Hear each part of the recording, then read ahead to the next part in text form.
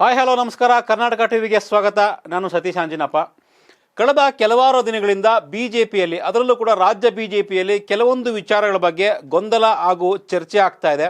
ಏನಪ್ಪ ಆ ಗೊಂದಲ ಅಂದರೆ, ಈಗಾಗಲೇ ಬಸವರಾಜ ಬೊಮ್ಮಾಯಿ ಅವರು ಸಿ ಎಂ ಆಗಿ 1 ವರ್ಷ ಮುಗಿದಿದೆ. ಇಂಥ ಕಾಲದಲ್ಲೇ ಇನ್ನು 8 ತಿಂಗಳಲ್ಲಿ ಎಲೆಕ್ಷನ್ ಇದೆ. ಸಿ ಎಂ ಬೊಮ್ಮಾಯಿ ಅವ್ರನ್ನ ಬದಲಾವಣೆ ಮಾಡ್ತಾರಂತೆ, ಬೇರೆಯವ್ರನ್ನ ಸಿ ಎಂ ಮಾಡ್ತಾರಂತೆ ಅನ್ನೋ ಒಂದು ವದಂತಿ ಚರ್ಚೆ ಆಗ್ತಾನೆ ಇದೆ. ಇದ್ರ ಜೊತೆಗೆ ನಳಿನ್ ಕುಮಾರ್ ಕಟೀಲ್ ಅವರು ಬಿಜೆಪಿ ರಾಜ್ಯಾಧ್ಯಕ್ಷರಾಗಿ ಅವರ ಅವಧಿಯನ್ನು ಮುಗಿಸ್ತಾ ಇದ್ದಾರೆ. ಈ ತಿಂಗಳು ಎಂಡ್ ಆಗುತ್ತೆ. ಹಾಗಾದರೆ ನೆಕ್ಸ್ಟ್ ರಾಜ್ಯ ಬಿಜೆಪಿಯ ಸಾರಥಿ ಯಾರಾಗ್ತಾರೆ, ಯಾರಾದರೆ 2023ರ ಎಲೆಕ್ಷನ್ನಲ್ಲಿ ಬಿಜೆಪಿಗೆ ಹೆಲ್ಪ್ ಆಗುತ್ತೆ, ಯಾರು ಮುಖ ಇಟ್ಕೊಂಡು ನಾವು ಫೇಸ್ ಆಗಿ ಇಟ್ಕೊಂಡು ಫೇಸ್ ಆಫ್ ದ ಪಾರ್ಟಿ ಆಗಿ ಇಟ್ಕೊಂಡು ಎಲೆಕ್ಷನ್ಗೆ ಹೋದರೆ ಅದು ಮತಗಳಾಗಿ ಪರಿವರ್ತನೆ ಆಗುತ್ತೆ ಅನ್ನೋ ಒಂದು ಲೆಕ್ಕಾಚಾರದಲ್ಲಿ ಬಿಜೆಪಿ ಇದೆ. ಸದ್ಯ ಅಮಿತ್ ಶಾ ಅವರು ಬೆಂಗಳೂರಿನಲ್ಲಿದ್ದಾರೆ. ಈ ಎಲ್ಲ ವಿಚಾರಗಳಾಗಿ ಅವರು ನಾಯಕರ ಜೊತೆ ಚರ್ಚೆ ಮಾಡ್ತಾನೆ ಇದ್ದಾರೆ. ನಳಿನ್ ಕುಮಾರ್ ಕಟೀಲ್ ನಂತರ ಯಾರಾಗಬಹುದು ರಾಜ್ಯ ಬಿಜೆಪಿಯ ಅಧ್ಯಕ್ಷರು ಅನ್ನೋ ಒಂದು ಚರ್ಚೆ ಈಗ ತುಂಬಾ ಕುತೂಹಲವನ್ನು ಮೂಡಿಸ್ತಾ ಇದೆ. ಎಲ್ಲರಿಗೂ ಗೊತ್ತು, BS ಯಡಿಯೂರಪ್ಪನವರು ಈಗ ಸಕ್ರಿಯ ರಾಜಕಾರಣದಿಂದ ಹೊರಗೆ ಕಾಲಿಟ್ಟಿದ್ದಾರೆ. ನೆಕ್ಸ್ಟ್ ಎಲೆಕ್ಷನ್ಗೆ ಶಿಕಾರಿಪುರದಿಂದ ತನ್ನ ಮಗ ವಿಜಯೇಂದ್ರ ಅವರು ಸ್ಪರ್ಧೆ ಮಾಡ್ತಾರೆ ಅಂತ ಅವರು ಕೂಡ ಈಗಾಗಲೇ ಘೋಷಣೆಯನ್ನು ಮಾಡಿದ್ದಾರೆ. ಅಲ್ಲಿಗೆ ವಿಜಯೇಂದ್ರ ಅವರನ್ನು ಅಧ್ಯಕ್ಷರನ್ನಾಗಿ ಮಾಡ್ತಾರ, ಅಷ್ಟು ಈಸಿ ಅಲ್ಲ, ಅಷ್ಟು ಸುಲಭ ಅಲ್ಲ. ಪಕ್ಷದ ಬೇರೆ ಬೇರೆ ನಾಯಕರು ಅದನ್ನು ಒಪ್ಪೋದಕ್ಕೆ ಸಾಧ್ಯ ಇಲ್ಲ ಅನ್ನೋ ಒಂದು ಚರ್ಚೆ ಆಗ್ತಾ ಇದೆ. ಹೀಗಾಗಿ ವಿಜಯೇಂದ್ರ ಅವರನ್ನು BJPಯ ಅಧ್ಯಕ್ಷರನ್ನಾಗಿ ಮಾಡ್ತಾರೆ ಅಥವಾ ಮಾಡಬಹುದಾ ಅನ್ನೋ ಒಂದು ಪ್ರಶ್ನೆ ಕೂಡ ಇಲ್ಲಿ ಉದ್ಭವ ಆಗ್ತಾ ಇಲ್ಲ. ಯಾಕಂದರೆ ಅವರನ್ನು ಕನಿಷ್ಠ ಪಕ್ಷ ಮಂತ್ರಿಯನ್ನಾಗಿ ಕೂಡ ಮಾಡಲಿಲ್ಲ, ಅವರು ಮಂತ್ರಿ ಆಗ್ತಾರೆ ಅನ್ನೋ ಒಂದು ಚರ್ಚೆ ತುಂಬ ಜೋರಾಗಿ ಆಗಿತ್ತು. ಆದರೆ ವಿಜಯೇಂದ್ರ ಅವರನ್ನು ಮಂತ್ರಿಯಾಗಿ ಮಾಡಲಿಲ್ಲ. ಇನ್ನು BJPಯ ಅಧ್ಯಕ್ಷರನ್ನಾಗಿ ಮಾಡ್ತಾರಾ ಅನ್ನೋ ಒಂದು ಪ್ರಶ್ನೆ ಇದೆ. ಲಿಂಗಾಯತ ಸಮುದಾಯದಿಂದ ಅಧ್ಯಕ್ಷರನ್ನಾಗಿ ಮಾಡಿದ್ರೆ ಏನಾದರೂ ಎಲೆಕ್ಷನಲ್ಲಿ ಹೆಲ್ಪ್ ಆಗ್ಬೋದು. ಯಾಕಂದರೆ ಯಡಿಯೂರಪ್ಪನವರ ಹಿಂದೆ ಲಿಂಗಾಯತ ಸಮುದಾಯನ ಇದೆ. ಅವರ ವಿರೋಧವನ್ನು ಈಗಾಗಲೇ BJP ಕಟ್ಕೊಂಡಿದೆ. ಯಾಕಂದರೆ ಅವರನ್ನು CM ಸ್ಥಾನದಿಂದ ಕೆಳಗೆ ಇಳಿಸಿದ ನಂತರ ಅದನ್ನು ಒಂದು ಓವರ್ಟೇಕ್ ಮಾಡಬೇಕು, ಏನಾದರೂ ಒಂದು ಪ್ಯಾಚಪ್ ಡ್ಯಾಮೇಜ್ ಕಂಟ್ರೋಲ್ ಮಾಡಬೇಕು ಅಂದರೆ ವಿಜಯೇಂದ್ರಗೆ ಒಂದು ಸ್ಥಾನಮಾನವನ್ನು ಕೊಡಬೇಕಾಗಿತ್ತು. ಸದ್ಯ BJPಯ ರಾಜ್ಯ ಉಪಾಧ್ಯಕ್ಷರಾಗಿದ್ದಾರೆ. ಅವರನ್ನು ಅಧ್ಯಕ್ಷರನ್ನಾಗಿ ಮಾಡ್ತಾರ, ಚಾನ್ಸ್ ಇಲ್ಲ ಅಂತ ಇದ್ದಾರೆ BJPಯ ಒಂದು ಬಳಗ, ಆಪ್ತ ಬಳಗ. ಇನ್ನು ಯಾರಪ್ಪ ಹಾಗಾದರೆ ನಳಿನ್ ಕುಮಾರ್ ಕಟೀಲು ಅವರ ಸ್ಥಾನವನ್ನು ತುಂಬಬಲ್ಲ, ಸಮಗ್ರ ಅಂದರೆ ಇಡೀ ಪಕ್ಷವನ್ನು, ಕಾರ್ಯಕರ್ತರನ್ನು, ಬೇರೆ ಬೇರೆ ನಾಯಕರನ್ನು, ಸರ್ಕಾರ ಮತ್ತು ಪಕ್ಷ ಎರಡೂ ಜೊತೆ ಹೊಂದಾಣಿಕೆಯಾಗಿ ಹೋಗಬಲ್ಲಂತಹ ಫೇಸ್ ಯಾರ್ದು ಅನ್ನೋ ಒಂದು ಹುಡುಕಾಟದಲ್ಲಿ ರಾಜ್ಯ BJP ಹಾಗೂ ಹೈಕಮಾಂಡ್ ಕೂಡ ನಿರಂತರವಾಗಿ ಹುಡುಕಾಟದಲ್ಲಿದೆ. ಈಗ BJPಯ ಆಪ್ತ ವಲಯಗಳು ಅಥವಾ ರಾಜಕೀಯ ಪಡಸಾಲೆಯಲ್ಲಿ ಚರ್ಚೆ ಆಗ್ತಿರ್ತಕ್ಕಂಥ ಪ್ರಮುಖವಾದ 4 ಹೆಸರುಗಳಂದರೆ, ಅದರಲ್ಲಿ ಪ್ರಮುಖವಾಗಿ ಕೇಂದ್ರ ಸಚಿವೆ ಆಗಿರ್ತಕ್ಕಂಥ ಶೋಭಾ ಕರಂದ್ಲಾಜೆ ಅವರ ಹೆಸರು ರಾಜ್ಯ BJP ಅಧ್ಯಕ್ಷ ಸ್ಥಾನಕ್ಕೆ ಕೇಳಿಬರ್ತಾ ಇದೆ. ಸದ್ಯ ಕೇಂದ್ರದಲ್ಲಿ ಅವರು ಕೃಷಿ ಮಂತ್ರಿ ಆಗಿದ್ದಾರೆ. ಹಾಗಾಗಿ ಅವರನ್ನು ರಾಜ್ಯಕ್ಕೆ ಕರೆಸ್ಕೊಂಡು ವಾಪಸ್ಸು BJPಯ ಅಧ್ಯಕ್ಷರನ್ನಾಗಿ ಮಾಡಬಹುದು ಅನ್ನೋ ಒಂದು ಲೆಕ್ಕಾಚಾರ ಇದೆ. ಜಾತಿಯ ಒಂದು ಪ್ರಾಬಲ್ಯ ಅಥವಾ ಜಾತಿಯ ಒಂದು ಲೆಕ್ಕಾಚಾರವನ್ನು ನೋಡಿದಾಗ ಅವರು ಒಕ್ಕಲಿಗ ಸಮುದಾಯವನ್ನು ಪ್ರತಿನಿಧಿಸ್ತಾರೆ. ಉಡುಪಿ ಚಿಕ್ಕಮಗಳೂರು ಕ್ಷೇತ್ರದ ಲೋಕಸಭಾ ಸದಸ್ಯರು ಸದ್ಯ ಕೇಂದ್ರದಲ್ಲಿದ್ದಾರೆ. ರಾಜ್ಯ ರಾಜಕಾರಣ ಬಿಟ್ಟು ರಾಷ್ಟ್ರ ರಾಜಕಾರಣಕ್ಕೆ ಹೋಗಿದ್ದಾರೆ. ಯಡಿಯೂರಪ್ಪ CM ಆಗಿದ್ದಾಗ ಅಂದರೆ 2008ರಲ್ಲಿ ಆ ಒಂದು ಟೈಮಲ್ಲಿ ಹಲವು ಖಾತೆಗಳನ್ನು ನಿಭಾಯಿಸಿದ್ದಾರೆ. ಇಂಧನ ಸಚಿವೆಯಾಗಿ ಈ ರೀತಿಯ ಒಂದು ಪ್ರಬಲ ಖಾತೆಗಳನ್ನು ನಿಭಾಯಿಸಿದಂತಹ ಒಂದು ಅರ್ಹತೆ ಅಥವಾ ಒಂದು ಕ್ಷಮತೆ ಅವ್ರಿಗಿದೆ. ಹಾಗಾಗಿ ಅವರು ಮಾಡಿದ್ರೆ, ಅವರನ್ನು ಅಧ್ಯಕ್ಷರನ್ನಾಗಿ ಮಾಡಿದ್ರೆ BJPಗೆ ಏನಾದರೂ ಹೆಲ್ಪ್ ಆಗ್ಬೋದಾ ಅಂತ ಕಟ್ಟ RSSನಿಂದ ಬಂದವರು ಶೋಭಾ ಕರಂದ್ಲಾಜೆ, ಹಿಂದುತ್ವವಾದಿ ಕೂಡ ಹೌದು. ಮಹಿಳಾ ರಾಜಕಾರಣದಲ್ಲಿ ಅಂದರೆ ಮಹಿಳೆಯ ರಾಜ್ಯ BJPಯ ಮಹಿಳಾ ರಾಜಕಾರಣದಲ್ಲಿ ಒಂದು ಹೆಜ್ಜೆ ಮುಂದಿದ್ದಾರೆ. ಕಂಪೇರ್ ಟು ಬೇರೆಯವ್ರು ಕಂಪೇರ್ ಮಾಡಿದ್ರೆ ಶೋಭಾ ಕರಂದ್ಲಾಜೆ ಹೆಸರು ಸ್ವಲ್ಪ ಮುಂಚಿನಲ್ಲಿದೆ. ಆದರೆ ಈ ಹಿಂದೆ ಕೂಡ ಅವರ ಹೆಸರು ಕೇಳಿ ಬಂದಿತ್ತು, ಅದು ಅಧ್ಯಕ್ಷ ಸ್ಥಾನಕ್ಕಲ್ಲ, CM ಸ್ಥಾನಕ್ಕೆ. ಬೊಮ್ಮಾಯಿ ಅವರನ್ನು ತೆಗೆದು ಶೋಭಾ ಕರಂದ್ಲಾಜೆ ಅವರನ್ನ CM ಮಾಡ್ತಾರಂತೆ ಅಂತ ಒಂದು ವದಂತಿ ಕಳೆದ 6 ತಿಂಗಳಿಂದ ಇತ್ತು. ಬಟ್ ಆಪ್ತರ ಬಳಿ ಶೋಭಾ ಕರಂದ್ಲಾಜೆ ಅವರು ಯಾವುದು ಬೇಡಪ್ಪ, ನಮಗೆ ರಾಜ್ಯ ರಾಜಕಾರಣ, ರಾಷ್ಟ್ರ ರಾಜಕಾರಣದಲ್ಲೇ ಇರ್ತೀನಿ ಅನ್ನೋ ಒಂದು ಮಾತನ್ನು ಆಡಿದ್ರು ಅನ್ನೋ ಒಂದು ಗುಸುಗುಸು ರಾಜಕೀಯದಲ್ಲಿ ಚರ್ಚೆ ಆಗಿತ್ತು. ಹಾಗಾಗಿ ಶೋಭಾ ಕರಂದ್ಲಾಜೆ ಅವ್ರನ್ನ ಮಾಡಬಹುದಾ BJPಯ ರಾಜ್ಯಾಧ್ಯಕ್ಷರನ್ನಾಗಿ? ಇದರಿಂದ ಎಲೆಕ್ಷನ್ಗೆ ಮತಗಳಾಗಿ ಪರಿವರ್ತನೆ ಮಾಡಬಹುದಾ? ನೋ. ಇದು ಅಷ್ಟು ಈಸಿ ಅಲ್ಲ, ಸುಲಭ ಅಲ್ಲ. ಶೋಭಾ ಕರಂದ್ಲಾಜೆ ಅವರನ್ನು BJPಯ ಅಧ್ಯಕ್ಷರನ್ನಾಗಿ ರಾಜ್ಯ BJPಯ ಇತರ ನಾಯಕರು ಒಪ್ಕೊಳ್ತಾರೆ ಅಷ್ಟು ಈಸಿಯಾಗಿ? ಖಂಡಿತ ಅಷ್ಟು ಸುಲಭ ಅಲ್ಲ. ಹೀಗಾಗಿನೇ ಶೋಭಾ ಕರಂದ್ಲಾಜೆ ಅವರು ನಮಗೆ ರಾಜ್ಯ ರಾಜಕಾರಣದ ಉಸಾಬರಿನೇ ಬೇಡ, ನಾವು ರಾಷ್ಟ್ರ ರಾಜಕಾರಣದಲ್ಲಿ ಇರ್ತೀವಿ, ಕೇಂದ್ರ ಮಂತ್ರಿ ಆಗಿದ್ದೀವಿ, ಇನ್ನೂ 2 ವರ್ಷ ಟೈಮ್ ಇದೆ, ಆರಾಮಾಗಿರ್ತೀವಪ್ಪ ಅನ್ನೋ ಒಂದು ಲೆಕ್ಕಾಚಾರದಲ್ಲಿ ಇದ್ದಾರೆ. ಶೋಭಾ ಕರಂದ್ಲಾಜೆ ಅವರು ಬಿಟ್ಟರೆ ನೆಕ್ಸ್ಟ್ ಮತ್ತೊಂದು ಹೆಸರು ಕೇಳಿ ಬರ್ತಾ ಇರೋದು. ಚಿಕ್ಕಮಗಳೂರಿನ ಶಾಸಕರಾಗಿದ್ರು ಕೂಡ ಸಿ.ಟಿ. ರವಿ ಅವರು ರಾಷ್ಟ್ರ ರಾಜಕಾರಣದಲ್ಲಿ ತಮ್ಮನ್ನ ತೊಡಗಿಸಿಕೊಂಡಿದ್ದಾರೆ. ಬಿಜೆಪಿಯ ರಾಷ್ಟ್ರೀಯ ಪ್ರಧಾನ ಕಾರ್ಯದರ್ಶಿ ಆಗಿರುವ ಸಿ.ಟಿ. ರವಿ ಅವರು ಸದ್ಯ ತಮಿಳುನಾಡಿನ ಸೇರಿದಂತೆ ಕೆಲವು ರಾಜ್ಯಗಳ ಉಸ್ತುವಾರಿಯನ್ನ ಹೊತ್ಕೊಂಡಿದ್ದಾರೆ. ಸೊ ಹಾಗಾಗಿ ರಾಷ್ಟ್ರ ರಾಜಕಾರಣದಲ್ಲಿ ಬ್ಯುಸಿ ಆಗಿದ್ದಾರೆ. ಸೊ 4 ಬಾರಿ MLA ಆಗಿದ್ರು, ಹಲವು ಬಾರಿ ಸಚಿವ ಸ್ಥಾನವನ್ನು ಕೂಡ ಪಡ್ಕೊಂಡಿದ್ದಾರೆ. ಒಂದು ರೀತಿ ಪ್ರಖರ ವಾಗ್ಮಿ, ಹಿಂದುತ್ವ, ಕಟ್ಟರ್ ಹಿಂದುತ್ವದಲ್ಲಿ ಹೆಸರಾಗಿರ್ತಕ್ಕಂಥ ಸಿ.ಟಿ. ರವಿ ಅವರನ್ನು ಬಿಜೆಪಿಯ ರಾಜ್ಯ ಅಧ್ಯಕ್ಷರನ್ನಾಗಿ ಮಾಡಿದ್ರೆ ಚುನಾವಣೆಗೆ ಮತಗಳಾಗಿ ಪರಿವರ್ತನೆ ಆಗಬಹುದು, ಜೊತೆಗೆ ಒಕ್ಕಲಿಗ ಸಮುದಾಯ ಕೂಡ ಜೊತೆಗೆ ನಿಲ್ಲಬಹುದು ಅನ್ನೋ ಒಂದು ಲೆಕ್ಕಾಚಾರ ಬಿಜೆಪಿ ಹೈಕಮಾಂಡ್ಗಿದೆ. ಸೊ ಈ ಒಂದು ಲೆಕ್ಕಾಚಾರವನ್ನು ನೋಡಿದ್ರೆ ಬಿಜೆಪಿಯ ಲೆಕ್ಕಾಚಾರದಲ್ಲಿ ಒಕ್ಕಲಿಗ ಸಮುದಾಯದವರು ಒಂದು ವೇಳೆ ಸಿ.ಟಿ. ರವಿ ಮುಖವನ್ನು ನೋಡಿಕೊಂಡು ಓಟ್ ಹಾಕ್ತಾರಾ ಡೌಟು. ಯಾಕಂದರೆ ಈಗಾಗಲೇ ಒಕ್ಕಲಿಗರ ನಾಯಕ, ಪ್ರಶ್ನಾತೀತ ನಾಯಕ ಅಂದರೆ ಅದು ದೇವೇಗೌಡರು, ಅನಂತರ ಕುಮಾರಸ್ವಾಮಿ ಅವರು ಅನ್ನೋದು ಒಂದು ರೀತಿ ಸೀಲ್ ಆಗಿಬಿಟ್ಟಿದೆ, ಅದು ಒಂದು ರೀತಿ ಬ್ಯಾಡ್ಜ್ ಬಿದ್ದುಬಿಟ್ಟಿದೆ. ಸೊ ಅದು ಬಿಟ್ಟರೆ ಈಗ ಪ್ರವರ್ಧಮಾನಕ್ಕೆ ಡಿ.ಕೆ. ಶಿವಕುಮಾರ್ ಅವರು ಬರ್ತಾ ಇದ್ದಾರೆ. ಸೊ ಹಾಗಾಗಿ ಒಕ್ಕಲಿಗರ ಮತಗಳನ್ನು ಅಷ್ಟು ಸುಲಭವಾಗಿ ಬಿಜೆಪಿಯವರು ಸಿ.ಟಿ. ರವಿ ಮುಖ ನೋಡಿಕೊಂಡು ಜನ ಓಟ್ ಹಾಕ್ತಾರಾ ಡೌಟ್ ಇದೆ. ಯಾಕಂದರೆ ಈಗಾಗಲೇ ಬಿಜೆಪಿಯಲ್ಲಿ ಆರ್ ಅಶೋಕ್ ಅವರು ಒಕ್ಕಲಿಗ ಸಮುದಾಯನ ಪ್ರತಿನಿಧಿಸ್ತಾರೆ. ಓಲ್ಡ್ ಮೈಸೂರು ಭಾಗದಲ್ಲಿ ಸ್ವಲ್ಪ ಖ್ಯಾತಿಯನ್ನು ಪಡ್ಕೊಂಡಿದ್ದಾರೆ ಆರ್ ಅಶೋಕ್ ಅವರು. ಹೀಗಾಗಿ ಆರ್ ಅಶೋಕ್ ಅವರು ನೋಡಿಕೊಂಡು ಕೆಲವೊಂದಿಷ್ಟು ಒಕ್ಕಲಿಗರು ಮತಗಳನ್ನು ಹಾಕಬಹುದು ಬಿಜೆಪಿಗೆ. ಆದರೆ ಸಿ.ಟಿ. ರವಿ ಪಕ್ಕಾ ಹಿಂದುತ್ವವಾದಿ, ಸೊ ಪಕ್ಕ RSS ABVP ಹಿನ್ನೆಲೆಯಿಂದ ಬಂದವರು. ಹೀಗಾಗಿ ಅವರ ಒಂದು ಆಲೋಚನೆಗಳು ಹಿಂದುತ್ವದ ಆಲೋಚನೆಗಳಾಗವೇ ಹೊರತು ನಾನು ಒಕ್ಕಲಿಗ ಅಥವಾ ಒಕ್ಕಲಿಗ ಸಮುದಾಯದ ನನಗೆ ಮತ ಹಾಕ್ತಾರೆ ಅನ್ನೋ ಒಂದು ಆಲೋಚನೆಯಲ್ಲಿ ಸಿ.ಟಿ. ರವಿ ಕೂಡ ಇಲ್ಲ. ಸೊ ಸದ್ಯಕ್ಕೆ ಅವರು ರಾಷ್ಟ್ರೀಯ ಪ್ರಧಾನ ಕಾರ್ಯದರ್ಶಿ ಆಗಿದ್ದಾರೆ.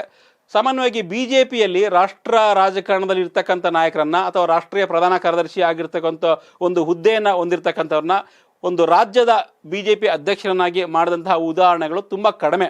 ಸೊ ಹಾಗಾಗಿ ಸಿ.ಟಿ. ರವಿ ಅವ್ರನ್ನ ಮಾಡಬಹುದಾ, ಒಂದು ಚಾನ್ಸ್ ತಗೊಬೋದು ಬಿಜೆಪಿಯವರು. ಬಟ್ ವೆಯ್ಟ್ ಮಾಡೋಣ. ಸದ್ಯಕ್ಕಂತೂ ಸಿ.ಟಿ. ರವಿ ಹೆಸರು ಮಾತ್ರ ಚಾಲ್ತಿಯಲ್ಲಿದೆ ರಾಜ್ಯ ಬಿಜೆಪಿಯ ಅಧ್ಯಕ್ಷ ಸ್ಥಾನಕ್ಕೆ.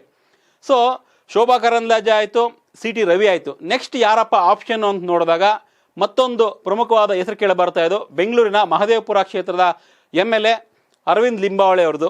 ಸೊ ಅರವಿಂದ್ ಲಿಂಬಾವಳಿ ಅವರ ಹೆಸರು ಕೂಡ ಒಂದು ದೊಡ್ಡ ಮಟ್ಟದಲ್ಲಿ ಬಿಜೆಪಿಯ ಅಧ್ಯಕ್ಷ ಸ್ಥಾನಕ್ಕೆ ಕೇಳಿ ಬರ್ತಾ ಇದೆ. ಸೊ ಕಳೆದ ಕೆಲವೊಂದಿಷ್ಟು ಸಮಯದ ಕಾಲ ಅರವಿಂದ್ ಲಿಂಬಾವಳಿ ಅವರ ಹೆಸರನ್ನು ಸಚಿವ ಸ್ಥಾನಕ್ಕಾಗಿ ಸ್ವಲ್ಪ ದಿನ ಕೇಳಿ ಬಂತು, ಅವರಿಗೆ ಸಚಿವ ಸ್ಥಾನ ಕೊಡ್ತಾರೆ ಅಂತ. ಸೊ ಅದಾದ ನಂತರ ಈಗ ಅಧ್ಯಕ್ಷ ಸ್ಥಾನವನ್ನು ಕೊಡ್ತಾರೆ ಅನ್ನೋ ಒಂದು ಮಾತು ಕೇಳಿ ಬರ್ತಾ ಇದೆ. ಸೊ ಸಮುದಾಯವನ್ನು ನೋಡಿದಾಗ ದಲಿತ ಸಮುದಾಯಕ್ಕೆ ಬರ್ತಾರೆ, SC ಸಮುದಾಯಕ್ಕೆ. ಸೊ ಹಾಗಾಗಿ ಒಂದು ವೇಳೆ ಬಿಜೆಪಿ ಅರವಿಂದ್ ಲಿಂಬಾವಳಿ ಅವರನ್ನು ಬಿಜೆಪಿಯ ರಾಜ್ಯ ಅಧ್ಯಕ್ಷರನ್ನಾಗಿ ಮಾಡಿದ್ರೆ ದಲಿತ ಮತಗಳನ್ನು ಪಡೆಯಬಹುದು ಅನ್ನೋ ಒಂದು ಲೆಕ್ಕಾಚಾರ ಕೂಡ ಇದೆ. 2023ಕ್ಕೆ ದಲಿತ ಮತಗಳು ಬಿಜೆಪಿಗೆ ಹೆಲ್ಪ್ ಆಗ್ಬೋದು. ಯಾಕಂದರೆ ಕಾಂಗ್ರೆಸ್ನ ವೋಟ್ ಬ್ಯಾಂಕ್ ಇರೋದೇ ಅಹಿಂದ, ಸಿದ್ದರಾಮಯ್ಯ ಅಹಿಂದ, ಜೊತೆಗೆ ಒಕ್ಕಲಿಗರ ಕೆಲವೊಂದಿಷ್ಟು ಓಟುಗಳು, ಜೊತೆಗೆ OBC. ಸೊ ಈ ಓಟುಗಳು ಕಾಂಗ್ರೆಸ್ ಮತ ಬ್ಯಾಂಕ್ ಆಗಿಬಿಟ್ಟಿದ್ದಾವೆ. ಅದನ್ನು ಛಿದ್ರ ಮಾಡಬೇಕು ಅಂದರೆ ಸೊ ಈ ರೀತಿಯ ಹಿಂದುಳಿದ ನಾಯಕ ಅಥವಾ ದಲಿತ ನಾಯಕನಿಗೆ ಬಿಜೆಪಿಯ ಅಧ್ಯಕ್ಷ ಪಟ್ಟವನ್ನು ಕೊಟ್ಟರೆ ಹೆಲ್ಪ್ ಆಗ್ಬೋದು ಅನ್ನೋ ಲೆಕ್ಕಾಚಾರದಲ್ಲಿ ಬಿಜೆಪಿ ಹೈಕಮಾಂಡ್ ಯೋಚನೆ ಮಾಡ್ತಾ ಇರಬಹುದು. ಆದರೆ ಅಷ್ಟು ಸುಲಭನ? ಬಹುಶಃ ಅರವಿಂದ್ ಲಿಂಬಾವಳಿ ನಾಯಕತ್ವಕ್ಕೆ ಕೆಲವೊಂದು ನಾಯಕರು ಸಮ್ಮತವನ್ನು ಸೂಚನೆ ಮಾಡ್ಬೋದು. ಯಾಕಂದರೆ ಅರವಿಂದ್ ಲಿಂಬಾವಳಿ ಯಾರ ವಿರೋಧವನ್ನು ಕೂಡ ಕಟ್ಕೊಂಡು ಇದುವರೆಗೂ ಇಲ್ಲ. ಕೆಲವು ಟೈಮು BS ಯಡಿಯೂರಪ್ಪ ಅವರ ಕ್ಯಾಂಪಲ್ಲಿ ಗುರ್ಸ್ಕೊಂಡಿದ್ರು. ಅನಂತಕುಮಾರ್ ಇದ್ದಾಗ ಅನಂತಕುಮಾರ್ ಜೊತೆ ತುಂಬ ಆತ್ಮೀಯವಾಗಿದ್ದರು. ಯಾಕಂದರೆ ABVP ಇಂದ ಬೆಳೆದು ಬಂದಂಥವ್ರು ಅರವಿಂದ್ ಲಿಂಬಾವಳಿ. ಅನಂತಕುಮಾರ್ ಜೊತೆ ಸಕ್ರಿಯವಾಗಿ ಅವ್ರ ಜೊತೆ ಎಲ್ಲ ಕಾರ್ಯಕ್ರಮಗಳಿಗೆ ಭಾಗಿಯಾಗ್ತಾ ಇದ್ರು. ಅವರ ಒಂದು ರೀತಿ ಅನಂತಕುಮಾರ್ಗೆ ರೈಟ್ ಹ್ಯಾಂಡ್ ಥರ ಇದ್ದರು ಅರವಿಂದ್ ಲಿಂಬಾವಳಿ. ಸೊ ಅವರ ಒಂದು ಕಾಲ ನಂತರ ಸ್ವಲ್ಪ ಹಿನ್ನಡೆ ಆಯಿತು ಅನಿಸುತ್ತೆ. ಆದರೂ ಕೂಡ ಯಡಿಯೂರಪ್ಪನವ್ರಿಗೂ ಕೂಡ ಆಪ್ತರಾಗಿದ್ದರು ಅರವಿಂದ್ ಲಿಂಬಾವಳಿ ಅವರು. ಸೊ ಸದ್ಯಕ್ಕೆ ಬೆಂಗಳೂರು ಭಾಗದ ದಲಿತ ನಾಯಕರಲ್ಲಿ ಪ್ರಬಲವಾಗಿ ಗುರ್ಸ್ಕೊಳ್ತಾ ಇದ್ದಾರೆ ಅರವಿಂದ್ ಲಿಂಬಾವಳಿ. ಸೊ ಅರವಿಂದ್ ಲಿಂಬಾವಳಿಯನ್ನು ಬಿಜೆಪಿಯ ಅಧ್ಯಕ್ಷರನ್ನಾಗಿ ಮಾಡಿದ್ರೆ ಏನಾದರೂ ಹೆಲ್ಪ್ ಆಗ್ಬೋದಾ? ಸೊ ಒಂದು ಮಟ್ಟಕ್ಕೆ ದಲಿತ ಮತಗಳು ಅಥವಾ ಅಹಿಂದ ಮತಗಳು ಅಥವಾ ಹಿಂದುಳಿದ ಮತಗಳು ಬಿಜೆಪಿಗೆ ಬರಬಹುದಾ ಈ ಒಂದು ಫೇಸ್ ನೋಡಿಕೊಂಡು ಅಂದಾಗ? ಸೊ ಕೆಲವು ತಕ್ಕ ಮಟ್ಟಿಗೆ, ಅದರಲ್ಲೂ ಕೂಡ ಬೆಂಗಳೂರಿನ ಸುತ್ತಮುತ್ತ ಅಥವಾ ಹಳೆ ಮೈಸೂರು ಭಾಗದ ಸುತ್ತಮುತ್ತಲ ಮತಗಳನ್ನು ಕ್ರೋಢೀಕರಣ ಮಾಡಿ ಬಿಜೆಪಿಗೆ ಸೆಳೀಬಹುದು ಅರವಿಂದ್ ಲಿಂಬಾವಳಿ ಅನ್ನೋ ಒಂದು ಮಾತು ಕೇಳಿ ಬರ್ತಾ ಇದೆ. ಆ ಬಗ್ಗೆ ಒಂದು ಚರ್ಚೆ ಆಗ್ತಾ ಇದೆ. ನೋಡೋಣ, ಅರವಿಂದ್ ಲಿಂಬಾವಳಿಯ ಹೆಸರು ಕೂಡ ಈಗ ಸದ್ಯ ಬಿಜೆಪಿಯ ರಾಜ್ಯ ಅಧ್ಯಕ್ಷ ಸ್ಥಾನಕ್ಕೆ ಕೇಳಿ ಬರ್ತಾ ಇದೆ. ಈ ಬಗ್ಗೆ ಹೈಕಮಾಂಡ್ ಏನು ಹೇಳುತ್ತೆ ಅಥವಾ ಈ ಬಗ್ಗೆ ಒಂದು ರಿಪೋರ್ಟ್ ರೆಡಿ ಮಾಡ್ತಾ ಇದ್ದಾರೆ. ನಳಿನ್ ಕುಮಾರ್ ಕಟೀಲು ಆಗಿರ್ಬೋದು ಅಥವಾ BS ಯಡಿಯೂರಪ್ಪ ಆಗಿರ್ಬೋದು, ಇವರಿಗೆ ಒಂದು ಟಾರ್ಗೆಟನ್ನು ಕೊಟ್ಟಿದ್ದಾರೆ ಅಮಿತ್ ಶಾ ಅವರು. ಸೊ ಯಾರನ್ನು ನೆಕ್ಸ್ಟು ಅಧ್ಯಕ್ಷರನ್ನಾಗಿ ಮಾಡಿದ್ರೆ ಬಿ ಜೆ ಪಿಗೆ ಹೆಲ್ಪ್ ಆಗುತ್ತೆ, 2023 ಎಲೆಕ್ಷನ್ಗೆ ನಾವು ಅಧಿಕಾರಕ್ಕೆ ಬರೋದಕ್ಕೆ ಹೆಲ್ಪ್ ಆಗುತ್ತೆ ಅನ್ನೋದ್ರ ಬಗ್ಗೆ ಒಂದು ರಿಪೋರ್ಟ್ ಕೇಳಿದ್ದಾರೆ ಅಮಿತ್ ಶಾ. ಸೊ ಆ ಒಂದು ರಿಪೋರ್ಟ್ನಲ್ಲಿ ಈಗ ನಾನು ಹೇಳಿದ್ನಲ್ಲ 3 ಜನ ಹೆಸರುಗಳು, ಅರವಿಂದ್ ಲಿಂಬಾವಳಿ ಆಗಿರ್ಬೋದು ಅಥವಾ ಸಿ ಟಿ ರವಿ ಆಗಿರ್ಬೋದು, ಜೊತೆಗೆ ಶೋಭಾ ಕರಂದ್ಲಾಜೆ ಹೆಸರುಗಳು ಕೂಡ ಕೇಳಿ ಬರ್ತಾ ಇದ್ದಾವೆ. ಮತ್ತೊಂದು ಇಂಟ್ರೆಸ್ಟಿಂಗ್ ನೇಮ್ ಇದೆ, ಅದ್ಯಾರ್ದಪ್ಪ ಅಂದರೆ ಸುನಿಲ್ ಕುಮಾರ್. ಎಸ್, ಕಾರ್ಕಳದ ಶಾಸಕರು, ಸದ್ಯ ಪವರ್ ಮಿನಿಸ್ಟರ್ ಆಗಿದ್ದಾರೆ, ಇಂಧನ ಸಚಿವರು ಸುನಿಲ್ ಕುಮಾರ್ ಅವರ ಹೆಸರು ಕೂಡ ಕೇಳಿ ಬರ್ತಾ ಇದೆ. ಸುನಿಲ್ ಕುಮಾರ್ ಅವರನ್ನ BJPಯ ಅಧ್ಯಕ್ಷರನ್ನಾಗಿ ಮಾಡಿದ್ರೆ ಏನಾದರೂ ಹೆಲ್ಪ್ ಆಗ್ಬೋದು ಅಂತ ತುಂಬ ಕ್ಯಾಲ್ಕುಲೇಟಿವ್ ಲೆಕ್ಕಾಚಾರ ಇದ್ದಂತೆ ಕಾಣಿಸ್ತಾ ಇದೆ. ಯಾಕೆಂದರೆ ಅರವಿಂದ್ ಲಿಂಬಾವಳಿ SC ಸಮುದಾಯವನ್ನು ಪ್ರತಿನಿಧಿಸಿದ್ರೆ, ಶೋಭಾ ಕರಂದ್ಲಾಜೆ ಮತ್ತು ಸಿ ಟಿ ರವಿ ಒಕ್ಕಲಿಗ ಸಮುದಾಯವನ್ನು ಪ್ರತಿನಿಧಿಸ್ತಾರೆ. ಸದ್ಯ CM ಬೊಮ್ಮಾಯಿ ಅವರು ಲಿಂಗಾಯತ ಸಮುದಾಯಕ್ಕೆ ಸೇರಿದವರು. ಸೊ ಈಗ ಸುನಿಲ್ ಕುಮಾರ್ ಅಥವಾ ಸುನಿಲ್ ಕಾರ್ಕಳ ಅವರನ್ನು BJPಯ ಅಧ್ಯಕ್ಷರನ್ನಾಗಿ ನಾವೇನಾದರೂ ಮಾಡಿದ್ರೆ ಏನೆಲ್ಲ ಪ್ರಯೋಜನ ಆಗಬಹುದು? ಯಾಕಂದರೆ ಈಡಿಗ ಸಮುದಾಯ ಅಂದರೆ OBC ಸಮುದಾಯವನ್ನು ಪ್ರತಿನಿಧಿಸ್ತಾರೆ ಸುನಿಲ್ ಕುಮಾರ್ ಅವರು. ಸೊ ಹಾಗಾಗಿ ಇದರಿಂದ OBC ಮತಗಳನ್ನು ಅಥವಾ ಹಿಂದುಳಿದ ವರ್ಗದವರಿಗೆ ನಾವು BJPಯ ಅಧ್ಯಕ್ಷ ಸ್ಥಾನವನ್ನು ಕೊಟ್ಟಿದ್ದೇವೆ ಅನ್ನೋ ಒಂದು ಅಂಶವನ್ನು ಮುಂದಿಟ್ಟುಕೊಂಡು ಓಟುಗಳಾಗಿ ಪರಿವರ್ತನೆ ಆಗಬಹುದಾ ಅಂತ ಇಲ್ಲಿ ಪ್ರಮುಖವಾಗಿ ಗಮನಿಸಬೇಕಾದ ವಿಚಾರ ಏನಪ್ಪ ಅಂದರೆ, ಸುನಿಲ್ ಕುಮಾರ್ ಮಂಗಳೂರು ಭಾಗ ಅಥವಾ ಕರಾವಳಿ ಭಾಗದಲ್ಲಿ ಖ್ಯಾತಿಯನ್ನು ಪಡೆದಿರ್ತಕ್ಕಂಥ, ಪಕ್ಕ RSSನ ನಂಬಿರ್ತಕ್ಕಂಥ ಸಿದ್ಧಾಂತವನ್ನು ನಂಬಿರ್ತಕ್ಕಂಥ ವ್ಯಕ್ತಿ. ಸೊ ಈಗ ಮೊದಲ ಬಾರಿಗೆ ಮಿನಿಸ್ಟರ್ ಆಗಿದ್ದಾರೆ, ಪವರ್ ಮಿನಿಸ್ಟರ್ ಕೂಡ ದೊಡ್ಡ ಒಂದು ಪವರ್ ಮಿನಿಸ್ಟರ್ ಹುದ್ದೆಯನ್ನು ಪಡ್ಕೊಂಡು ಸ್ವಲ್ಪ ಆ್ಯಕ್ಟಿವ್ ಆಗಿದ್ದಾರೆ ಇರುವಂಥ ಸರ್ಕಾರದಲ್ಲಿ, ಮಿನಿಸ್ಟ್ರಿಯಲ್ಲಿ. ಸೊ ಅವರನ್ನು ನಾವೇನಾದರೂ BJP ಅಧ್ಯಕ್ಷರನ್ನಾಗಿ ಮಾಡಿದ್ರೆ ಏನಾದರೂ ಯೂಸ್ ಆಗಬಹುದಾ ಅಂತ ಯೋಚನೆ ಮಾಡ್ತಾ ಇದ್ದಾರೆ. ಯಾಕೆಂದರೆ ಇನ್ನೊಂದು ಅಂಶವನ್ನು ಗಮನಿಸಬೇಕು, 2012ರಲ್ಲಿ ಉಡುಪಿ ಚಿಕ್ಕಮಗಳೂರು ಲೋಕಸಭಾ ಕ್ಷೇತ್ರದಿಂದ ಬೈ ಎಲೆಕ್ಷನ್ ಆಗಿತ್ತು. ಆಗ ಸದಾನಂದ ಗೌಡರು CM ಆಗಿರ್ತಾರೆ, ಅವರ ಒಂದು ಕ್ಷೇತ್ರದಿಂದ ಸುನಿಲ್ ಕುಮಾರ್ ಅವರು ಸ್ಪರ್ಧೆ ಮಾಡ್ತಾರೆ, ಬಟ್ ಸೋಲ್ತಾರೆ. ಅದಾದ ನಂತರ ಕಾರ್ಕಳದಲ್ಲೇ ಮತ್ತೆ ಎಲೆಕ್ಷನ್ ನಿಂತ್ಕೊಂಡು ಗೆಲ್ತಾರೆ. ಸೊ ಅಂದರೆ ಅವರ ಎಲೆಕ್ಷನ್ ಗ್ರಾಫು ಕೂಡ ಅಷ್ಟೊಂದು ಕೆಟ್ಟದಾಗಿಲ್ಲ, ಚೆನ್ನಾಗಿದೆ. ಯಾಕೆಂದರೆ ಮಂಗಳೂರು ಭಾಗದಲ್ಲಿ, ಕಾರ್ಕಳ ಭಾಗದಲ್ಲಿ ತುಂಬ ಫೇಮಸ್ ಹಿಂದುತ್ವವಾದಿಯಾದ ನಾಯಕ. ಸೊ ಸ್ವಲ್ಪ ಯೂತ್ ಕೇಡರ್ ಜಾಸ್ತಿನೇ ಇದೆ. ಸೊ ಅವರನ್ನು ಮಾಡಿದ್ರೆ ಏನಾಗಬಹುದು ಅನ್ನೋ ಒಂದು ಲೆಕ್ಕಾಚಾರ ಇದೆ. ಕೆಲವು BJP ನಾಯಕರ ಅಥವಾ BJP ಮೂಲಗಳ ಪ್ರಕಾರ ಸುನಿಲ್ ಕುಮಾರ್ ಅವರನ್ನು BJP ಅಧ್ಯಕ್ಷರನ್ನಾಗಿ ಮಾಡಿದ್ರೆ ಅದು ಮಂಗಳೂರು ಭಾಗದಲ್ಲಿ ಮಾತ್ರ ಪ್ರಭಾವ ಬೀರುತ್ತೆ. ಸದ್ಯ ಮಂಗಳೂರು ಭಾಗದಲ್ಲಿ BJP ಸ್ಟ್ರಾಂಗ್ ಆಗೇ ಇದೆ. ಸೊ ಹಾಗಾಗಿ ಮತ್ತೆ ಅವರನ್ನೇ ಮಾಡಿದ್ರೆ BJPಗೆ ಅಷ್ಟಾಗಿ ಯೂಸ್ ಆಗಲ್ಲ. ಅದು ಓಲ್ಡ್ ಮೈಸೂರು ಆಗಿರ್ಬೋದು ಅಥವಾ ಬೆಂಗಳೂರು ಬೇಸ್ಡು ಮತ್ತು ನಾರ್ತ್ ಕರ್ನಾಟಕದಲ್ಲಿ ಪ್ರಭಾವ ಜಾಸ್ತಿ ಆಗೋದಿಲ್ಲ, ಕಡಿಮೆ ಆಗುತ್ತೆ. ಹೀಗಾಗಿ ಸುನಿಲ್ ಕುಮಾರ್ ಅವರನ್ನು BJPಯ ಅಧ್ಯಕ್ಷರನ್ನಾಗಿ ಮಾಡೋದು ಬಹುತೇಕ ಒಂದು ರೀತಿ 50-50 ಚಾನ್ಸ್ ಅಂತ ಹೇಳ್ಬೋದು. ಹಾಗಾಗಿ ಅವರ ಒಂದು ಅಸ್ತಿತ್ವ ಅಥವಾ ಅವರನ್ನು ಪರಿಗಣಿಸೋದು ಬಹುತೇಕ ಡೌಟ್ ಅಂತ ಇದ್ದಾರೆ. ಯಾಕಂದರೆ ನಳಿನ್ ಕುಮಾರ್ ಕಟೀಲ್ ಅವರನ್ನು ಈಗ BJP ಅಧ್ಯಕ್ಷರನ್ನಾಗಿ ಮಾಡಿದ ಮೇಲೆ ಪಕ್ಷ ಅಷ್ಟು ದೊಡ್ಡ ಮಟ್ಟಿಗೆ ಸಕ್ಸಸ್ ಆಯ್ತಾ ರಾಜ್ಯದಲ್ಲಿ ಅಂದರೆ, ಸೊ ಅದ್ರ ಬಗ್ಗೆ ಪರಾಮರ್ಶೆಗಳು ನಡೀತಾ ಇದೆ. ನಾವು ಕೆಲವು 15 ದಿನಗಳ ಹಿಂದೆ ಗಮನಿಸಿದಾಗ ಸೊ ಎಷ್ಟು ಒಂದು ದೊಡ್ಡ ಮಟ್ಟದ ಈವೆಂಟ್ ಆಗಿತ್ತು ಅಂದರೆ, ಪ್ರವೀಣ್ ಅವರ ಹತ್ಯೆಯ ಬಳಿಕ ಅವರ ಮನೆಗೆ ಹೋಗ್ತಾರೆ ನಳಿನ್ ಕುಮಾರ್ ಕಟೀಲ್ ಅವರು, ಅವರ ಕಾರನ್ನೇ ಕಾರ್ಯಕರ್ತರು ಅಲುಗಾಡಿಸಿದಂಥ ದೃಶ್ಯಗಳನ್ನು, ಸನ್ನಿವೇಶವನ್ನು ನಾವು ನೋಡಿದ್ದೀವಿ. ಅಂದರೆ ಒಬ್ಬ BJPಯ ರಾಜ್ಯಾಧ್ಯಕ್ಷರ ಕಾರನ್ನೇ ಕಾರ್ಯಕರ್ತರು ಅಲುಗಾಡಿಸಿದ್ರು, ಅದನ್ನ ಉರುಳಿಸೋದಕ್ಕೆ ನೋಡಿದರು. ಅಂದರೆ ಅವರ ಪ್ರಭಾವ ಎಷ್ಟಿದೆ ಅಂತ ನೀವೇ ಊಹೆ ಮಾಡ್ಬೋದು. ಸೊ ಅದೇ ರೀತಿ ಸುನಿಲ್ ಕುಮಾರ್ ಅವರನ್ನು ಕೂಡ ಮಾಡಿದ್ರೆ ಸೊ ಮಂಗಳೂರಿನಲ್ಲಿ ಮಾತ್ರ ಪ್ರಭಾವ ಆಗುತ್ತೆ. ಆಲ್ ಓವರ್ ಕರ್ನಾಟಕಕ್ಕೆ ಅದು ಅಷ್ಟೊಂದು ಬೆನಿಫಿಟ್ ಆಗುತ್ತಾ ಅನ್ನೋದ್ರ ಬಗ್ಗೆ ಯೋಚನೆ ಮಾಡ್ತಾ ಇದ್ದಾರೆ. ನೋಡೋಣ. ಸದ್ಯಕ್ಕೆ 4 ಹೆಸರುಗಳು, ಶೋಭಾ ಕರಂದ್ಲಾಜೆ, ಸಿ ಟಿ ರವಿ, ಅರವಿಂದ್ ಲಿಂಬಾವಳಿ ಹಾಗೂ ಸುನಿಲ್ ಕುಮಾರ್, ಈ 4 ಜನರ ಹೆಸರುಗಳು ಚಾಲ್ತಿಯಲ್ಲಿದ್ದಾವೆ. ಇವರೇ BJPಯ ರಾಜ್ಯಾಧ್ಯಕ್ಷರಾಗಬಹುದು 4ರಲ್ಲಿ ಒಬ್ಬರು ಅಂತ.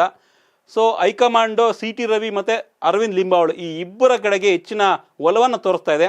ಸುನಿಲ್ ಕುಮಾರ್ ಅಥವಾ ಶೋಭಾ ಕರಂದ್ಲಾಜೆ ಸೆಕೆಂಡ್ ಆಪ್ಷನ್ ಇದೆ, ಫಸ್ಟ್ ಆಪ್ಷನ್ನಲ್ಲಿ ಸಿ ಟಿ ರವಿ ಮತ್ತು ಅರವಿಂದ್ ಲಿಂಬಾವಳಿ ಇದ್ದಾರೆ. ಸೊ ಯಾರಾಗಬಹುದು ಏನು ಮತ್ತಷ್ಟು ಮಾಹಿತಿಯನ್ನು ನಿಮ್ಗೆ ಕೊಡ್ತೀವಿ. ಈ ಬಗ್ಗೆ BS ಯಡಿಯೂರಪ್ಪ ಮತ್ತು ನಳಿನ್ ಕುಮಾರ್ ಕಟೀಲ್ ಅವರು ಅಮಿತ್ ಶಾ ಅವರಿಗೆ ರಿಪೋರ್ಟ್ ಕೊಡ್ತಾ ಇದ್ದಾರೆ. ಆ ರಿಪೋರ್ಟ್ ಸಲ್ಲಿಕೆ ಆದ ಬಳಿಕ ಬಹುಶಃ ಶೀಘ್ರವೇ ಅಧಿಕೃತವಾಗಿ ಅನೌನ್ಸ್ ಮಾಡ್ಬೋದು. ಯಾಕಂದರೆ ಟೈಮ್ ಇಲ್ಲ, ಕೆಲವೇ ದಿನಗಳಲ್ಲಿ ನಳಿನ್ ಕುಮಾರ್ ಕಟೀಲ್ ಅವರ ಅವಧಿ ಪೂರ್ಣ ಆಗುತ್ತೆ, ಎಲೆಕ್ಷನ್ಗೆ ತಯಾರಾಗಬೇಕು. ಆ ತಯಾರಾಗುವಂಥ ಸಮರ್ಥ ನಾಯಕರನ್ನು ಸಾರಥಿಯನ್ನು BJP ಆಯ್ಕೆ ಮಾಡಬೇಕಾಗಿದೆ. ನೋಡೋಣ ಯಾರನ್ನು ಆಯ್ಕೆ ಮಾಡುತ್ತೆ, ಆ ಚಾಲೆಂಜನ್ನು ಹೇಗೆ ಸ್ವೀಕರಿಸ್ತಾರೆ, ಯಾರಾಗ್ತಾರೆ BJPಯ ಸಾರಥಿ ಅನ್ನೋದ ಮತ್ತಷ್ಟು ಇಂಟ್ರೆಸ್ಟಿಂಗ್ ಮಾಹಿತಿಯನ್ನು ಕೆಲವೇ ದಿನಗಳಲ್ಲಿ ನಿಮಗೆ ಗೊತ್ತಾಗುತ್ತೆ. ಸೊ ಅಲ್ಲಿವರೆಗೂ ನೋಡ್ತಾ ಇರಿ ಕರ್ನಾಟಕ TV. ನಾನು ಹೋಗಿ ಬರ್ತೀನಿ. Signing off. Thank you. Bye bye.